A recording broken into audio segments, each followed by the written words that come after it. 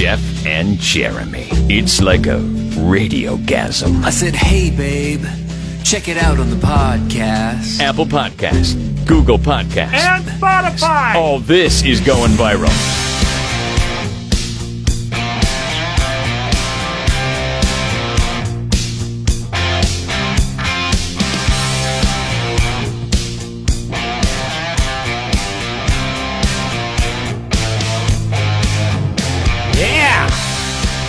There we go.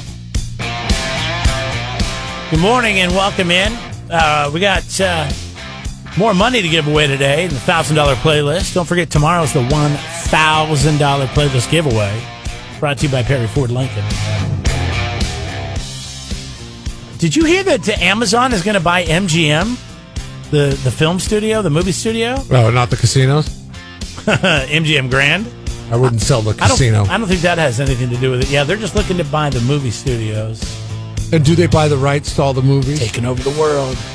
Come on, the Amazon Casino? You want to go to the Prime Lounge? I mean, come on. I mean, you could really do it up. Jeff Bezos, hopefully smarter than that.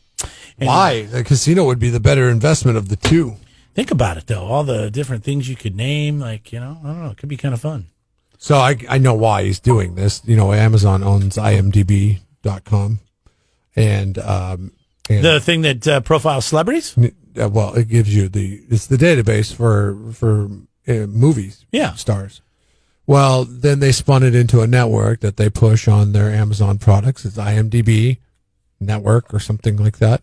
And they try to build as much content as they possibly can on that network because they sell advertising during that programming. Well, they need content. So all these big players are just going to start gobbling up content.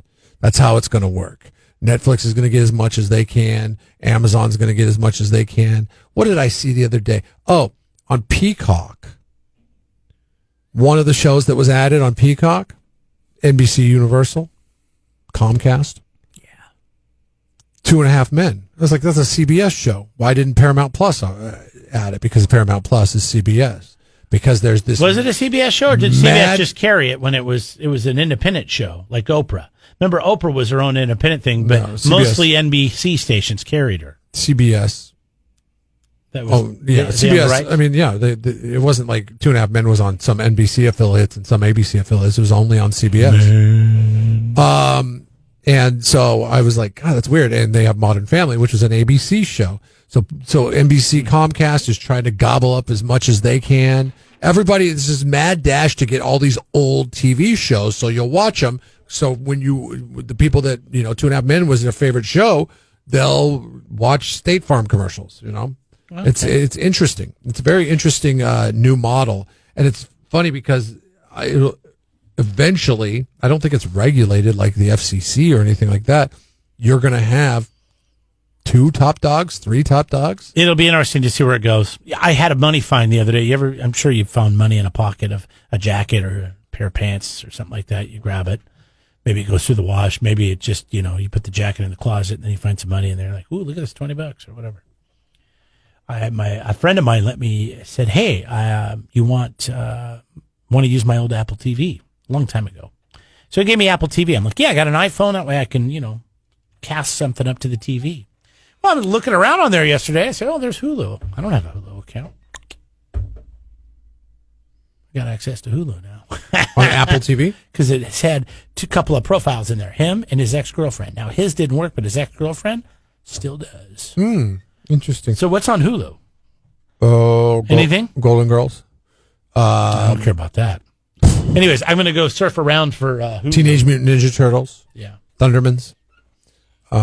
There's some Sasquatch thing about weed growing up in Humboldt County that happened back in the 90s. Bigfoots that grow weed? No. That's from what I read about it, it's really not about Bigfoot at all. That's a Bigfoot show I'd watch. It's about a story about a Bigfoot that killed some weed farmers. And I heard there's some twists and turns in here, so I might check that out. It's a documentary about weed farmers. It's a documentary? It's a documentary shot deal with some journalist that used to work for magazines, and he used to do undercover work, I guess.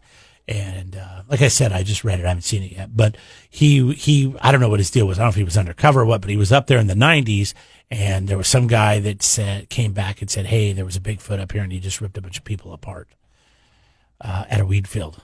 How much weed was he smoking that day? I don't know. So I'm going to watch that on because Hulu. In the 90s, it's called Sasquatch. When it was illegal, I think it's called Sasquatch. When it was illegal, it wasn't regulated. You have no idea what you're getting.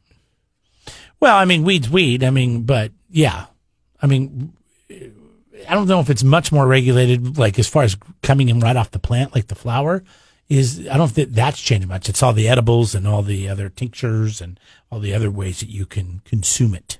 Yeah, that's what I'm saying. In the 90s, it wasn't regulated. So did this guy really see Bigfoot tear into a bunch of people, or was he just hallucinating? I don't know. I'm going to watch it, and I'll let you know. If anybody has watched Sasquatch on Hulu, let us know. Is it worth watching? To me, it sounds interesting just learning about the marijuana side of it, too. That's what I read. It's really talks a lot about that grow operation and the people that were involved with it back in the day. When it was shady and illegal. Why don't they call it Bigfoot? Why do they call it Sasquatch? It's called Sasquatch. Why? No, I know, but why is it that? Oh, there was a tribe in the Northwest that they called it Sasquatch, and that's why it took off. Yeah, but Bigfoot is just it's so easier to say. Sasquatch. You got to look up the spelling for it. Well, they didn't call it Sasquatch. I mean, Bigfoot. They called it Sasquatch because that was Native American people that have been here that have supposedly been, looking at these Sasquatch beings for decades, for centuries. So, but they have a history. Aren't you kind of the Bigfoot thing came from a guy that was working on a logging crew back in the 50s who saw a bunch of these large footprints, and he called it Bigfoot, and it stuck.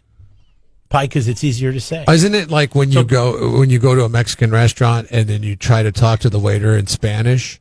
If the people that call it Sasquatch, are those the equivalent of the guy that goes to the Mexican restaurant and orders everything in Spanish?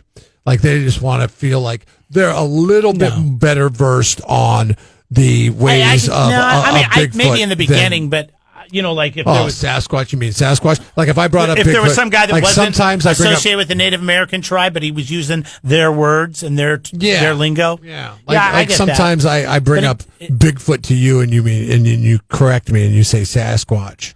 I just feel like Bigfoot just makes it seem kind of marginalized. I feel like I'm a waiter at a Mexican restaurant. Common, it makes it more like I don't know. Well, it doesn't take it as serious. Shouldn't it be marginalized? I mean, it's there's still, many names. They still never found one. So I mean, Bigfoot, Yowie, Yeti.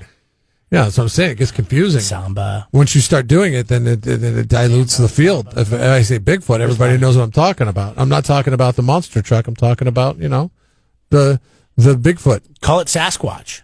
Why? Or a Squatch. Why? If you call it a Squatch and people know what you're talking about, they don't think you're talking about a monster truck.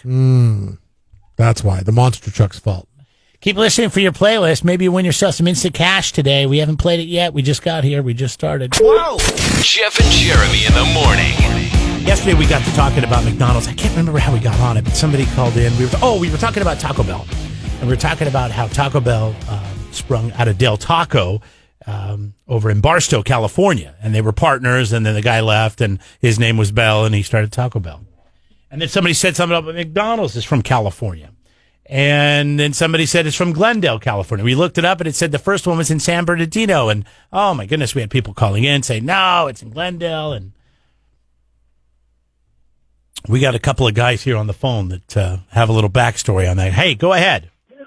Okay, I'm going to tell you that when we called you in on Downey as the first McDonald's, he's absolutely correct, bro. You get it?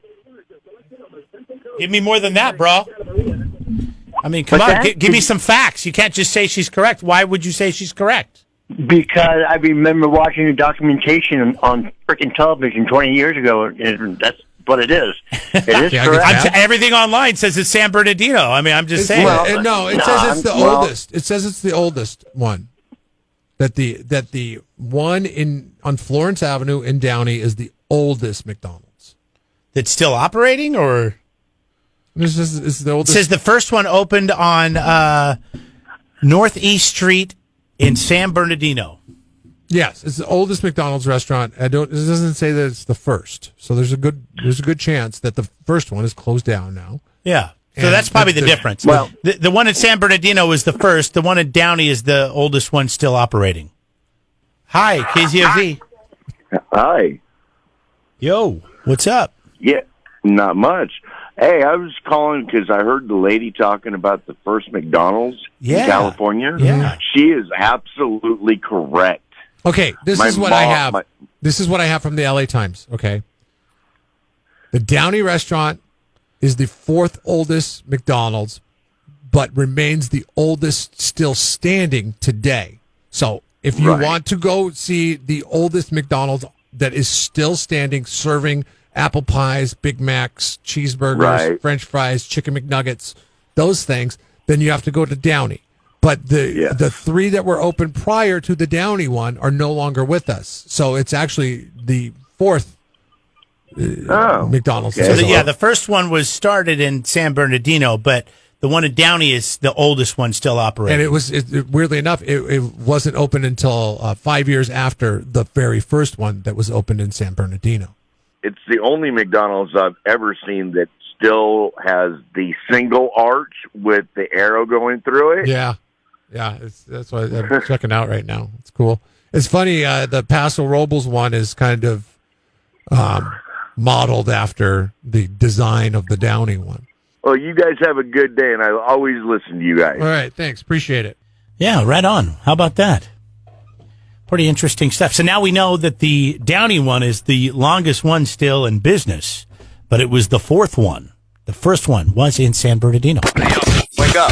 Jeff and Jeremy in the morning. Jeff and Jeremy, we got Whitney on Farmers Market back again tonight. The weather's good. We're expanding, right? Are we adding a little bit more to the market?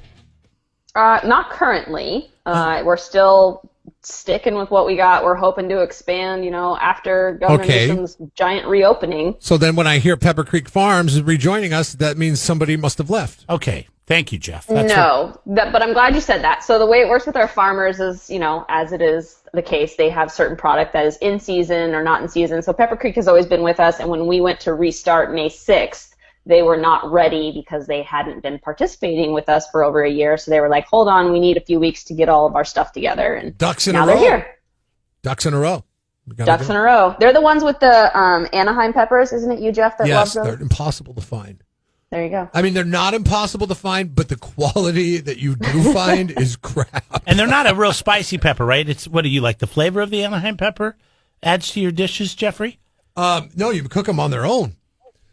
You can add them to other things as well. But you like the taste? No, you basically take it and you kind of cook it in a skillet in some olive oil and put a little bit of garlic on it, or cook it with a little garlic, or if you want to go the cheap route, do a little garlic salt or garlic powder. It's so tasty. So good. You just sit there. You could eat that on its own. It's probably a lot healthier for you than thank anything you. else. But I was just asking if they're spicy. They're not. Okay. They're not. They're not spicy, the Anaheim pepper. I'm guessing if you include the seeds, like a jalapeno, you know how you cut a jalapeno and you get the seeds out of it, it's not very spicy. I'm guessing maybe an Anaheim pepper might be. I've never tried it. I don't know. It's a good question. Maybe I'll try it. I'm a spicy guy. I like those. I like that spice. It's funny how some jalapenos too are not spicy, but other ones are just an ass kicker. And that's kind of the fun. Russian roulette. Yes, the Russian roulette factor, which I do like, but I like spicy stuff. So what else is going on tonight at the farmers market? What else? Well, the weather is looking like it will be quite lovely, so it's a perfect day to wander down Higuera Street. I got a lot of apricots, nectarines, and peaches at the market last week, and they were so good, so make sure you get those. Island Farms has phenomenal stone fruit right now, so I highly encourage you to stop by their booth. Hayashi with the strawberries, I know we always talk those up. They gave me an artichoke.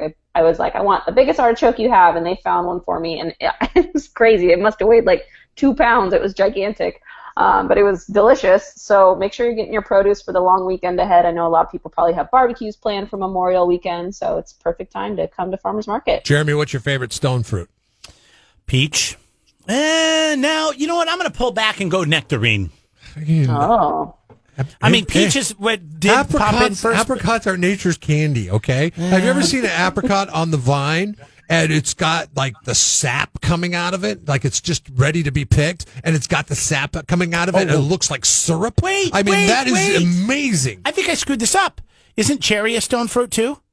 Yeah. Yeah, no, cherries. Bing cherries. Boom. Bada bing, bada boom. Bada bing.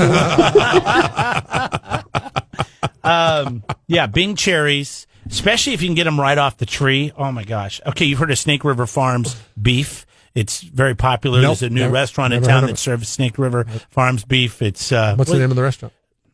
It's a new chain. It's over on Foothill. And but a lot of restaurants here serve Snake River Farms beef. It's supposed to be some of the best. Like I go local. What local rancher do you buy from? Harris Ranch. Yeah, that's not local, Jeff. Oh yeah, it's regional. It's a couple hours. It's regional, but it's not local. You've never driven down the 5? I mean, I've driven up. I like Harris Ranch. I've driven down the 5. I didn't find Snake River Farms beef. But my buddy has Snake River orchard. And his cherries are on the Snake River, and they are the best that I've ever had. Not better than Avalon Sons. I've never had Avalon Sons. Got to go to the farmer's market and check it out. So they have cherries? Oh, yes. They have so many cherries. They have a little banner that says cherries on it. Everyone knows to look for it. I'm coming incredibly tonight. busy. I'm coming tonight. Get there early. Yeah, I'm doing it tonight. Perfect. I'm doing it tonight. Whitney, I want to know about this fun fact. Why was yesterday Paper Airplane Day, and what was the design of the longest recorded flight of the paper airplane, which is pretty impressive, actually. These are all great questions. I have no idea why that day. I'm assuming maybe that was the day that it was recorded that the paper airplane flew for 226 feet. My mom found a photo of someone throwing one on what looked to be a football field, and it was not your average paper airplane. It was like this oversized, like, construction project. So I think there maybe were some exceptions to the rule on terms of... Yeah, they're taking liberties with the engineering on that one. Because, I think you got to make it out of a piece of notebook paper, and that's the one that counts for the 100%. Yeah, there's got to be some kind of regulation when it comes to flying paper airplanes for world records, and apparently the people at Guinness are overlooking that. I mean, what if I stand on top of the Empire State Building and I throw an airplane and it goes super far? I'm like, oh, that's the furthest recorded flight of the paper airplane. Well, come on. Yeah, I don't know. I've never made one that can fly more than like 2 feet in front of me. So the worst. Are you telling me there there has to be regulations? Like you have to be at the same altitude. You have to, there should be. Yeah. If you're going to, everybody should be on a level playing field, okay? You can't get a NASA engineer to get out there with this big, huge construction paper project. If you go to Denver, you could fly a paper airplane a little bit further, right? One would think. The golf ball goes further, the football goes further. Okay. One would think that, it has something to do with it. That's fascinating. Like back in the day, I made rockets out of Pringle cans in 6th grade. That was super fun. They probably don't do that anymore. How do you do that? Well, it's probably not allowed anymore, but back in when I was a kid, you could buy at the hobby store, you could buy little, I don't know what they were, little fire fuses that you could light, and then you'd build the Pringles can, you'd load it up with the little fuse and the parachute, and it was this little science project that you built, and then it was a big event in the at the playground. Oh, okay. So you had to buy the little afterburner at the hobby store. My son's got the coolest toy right now. It's called Stomp Rocket, and it's basically a piece of foam that looks like a toilet paper roll, really, but it's closed off on the end, and it just fits over this tube, and then you have this big pillow that you jump on, and you jump on the pillow, and then the air shoots this rocket, sometimes 70, 80 feet in the air. It's crazy. That's the best. It's so fun. I'm just Simple, thinking of traditional, love it. Oh gosh, and you know what's so funny about that? It's so traditional, and it's far and away his most favorite toy because it's simple. It's so simple. Until he sees somebody playing with a real rocket. Right, until Whitney brings out her Pringle can rocket. And she's like, ooh, that's got a real fire Hold on on it. a second. That's got a fuse?